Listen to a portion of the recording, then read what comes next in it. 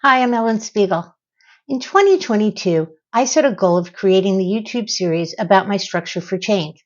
I got video editing and design tools, and I taught myself how to use them. I created all the videos in my series except for one. Yes, this one. I actually began writing the script about a year ago, but I didn't film it.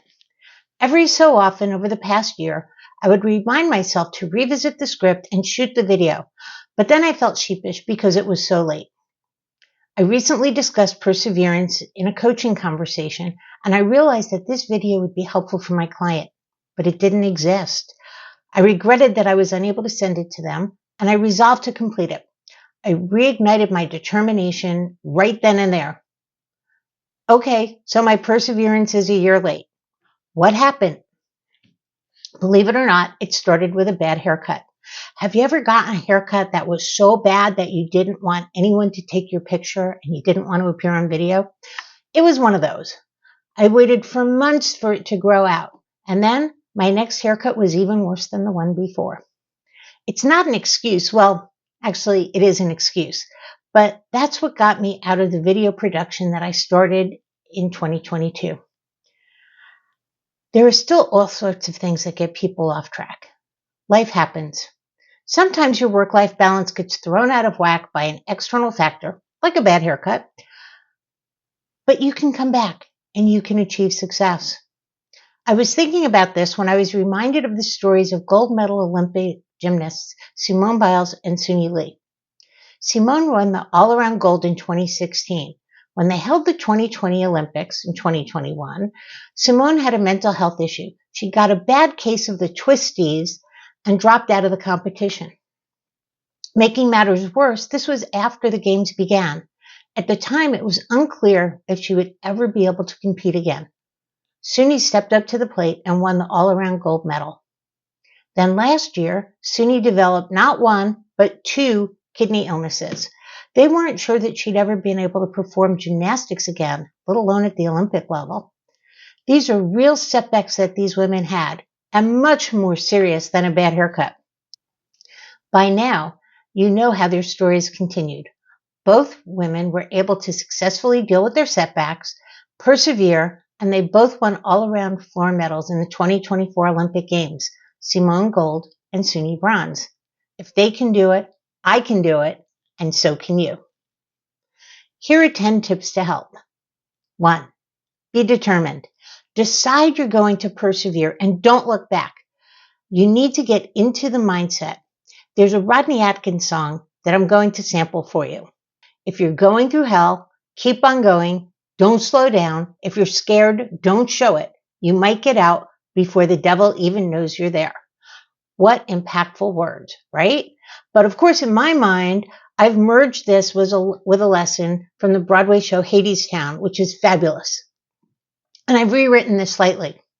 If you're going through hell, keep on going. Don't look back or look over your shoulder.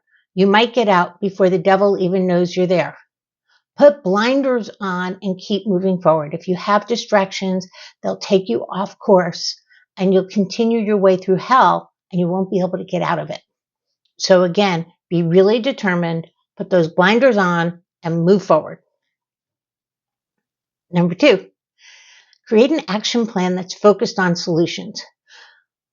Now, what I just said was all well and good, but what does it really mean? You need to create an action plan. You need to know what you're doing and when. And it's got to be based on goals that are achievable and give you some wins along the way. I have an earlier video on goal setting. Feel free to watch it. But forget about stretch goals for now, because you need to just have your simple goals if you're getting out of a rut or if you're being determined that you have to persevere and you have to continue. But don't forget to celebrate your wins along the way because it's important. You need to get that powerful pump so that you can keep going. Number 3, know that you are not immune from life's challenges. You need to understand on some levels that setbacks are a part of life. That's what happened to Simone. It's what happened to Sunni. It's what happened with me and my haircut. Create a plan B. Once you switch to plan B, that plan B becomes your plan A, and then you must create a new plan B. Focus on solutions. And also, don't be afraid to pick up a ball that you've dropped. People will respect you for it. Number 4, learn from your journey. As part of the process, you must analyze what went wrong. Were your goals realistic? Why or why not? Were there external factors at play? If so, what were they? If you knew then what you know now, what would you have done differently? Take those lessons and incorporate them into your current plan A and your new plan B.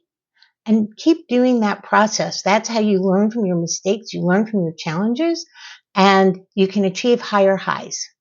Number 5, be flexible. Know that your plan must shift if circumstances change. Don't be a lemming that walks off the cliff. Did you ever see the movie Animal House? There's this great scene where there's the parade and the marching band is following the drum major. The drum major makes a wrong turn and leads the orchestra, leads the marching band straight smack dab into a brick wall. And they didn't stop. They all saw it, but they just kept following the leader. You have to be flexible and know that if your plan goes off course, you may need to stop and regroup and do something else. Number 6, seek support. Go to your helpers.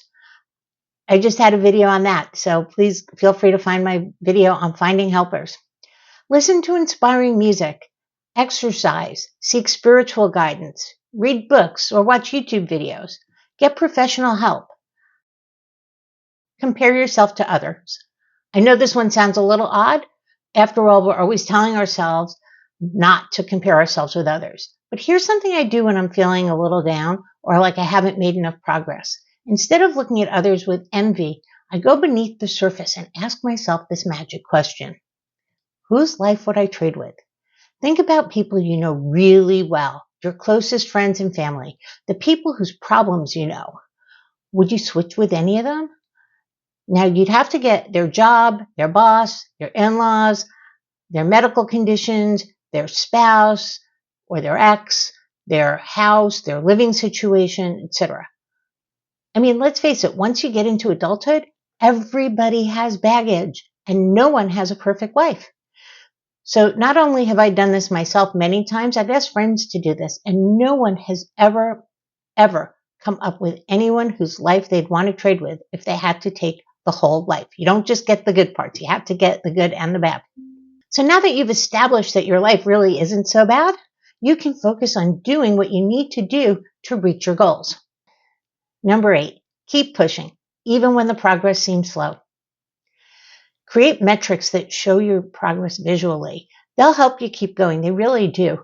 Don't be shy about using whatever tactics work for you, whether it's creating a long to-do list and then crossing off every single thing as you do it, or keeping a running total of like every mile you walk or run in a day, month, or year.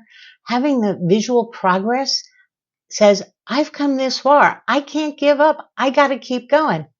It really helps. Number 9, be patient.